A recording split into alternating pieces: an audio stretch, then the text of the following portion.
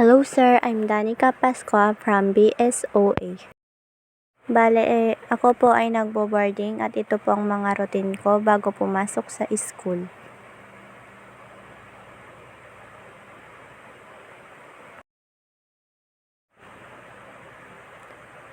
Bago po pumasok sa school, naglilinis po muna ako sa aming boarding para po mas maayos ito at mailigpit yung mga dapat iligpit bago po pumunta sa school para po malinis.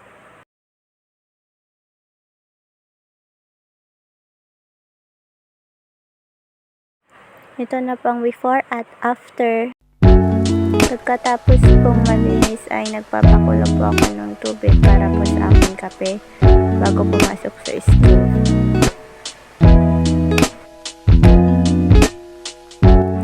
So pagdating ko ng school ay kukunin ko na po yung aking mga labahan at pupunta sa baba para po maglaba ng mga maruruming gamit.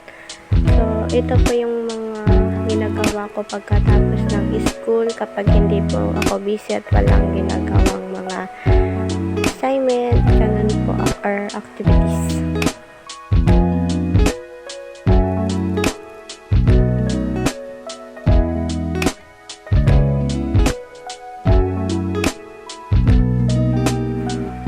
So yun po, pagkatapos po maglaba, nagluto naman po ako ng aking ulam, which is fried chicken.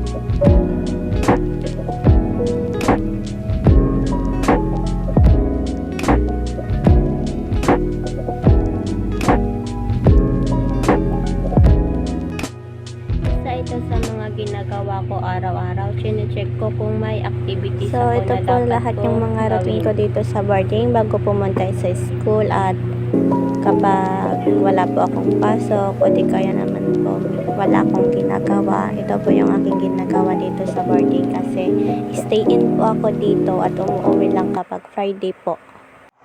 So, sana nag-enjoy ka sir sa panonood. Thank you po.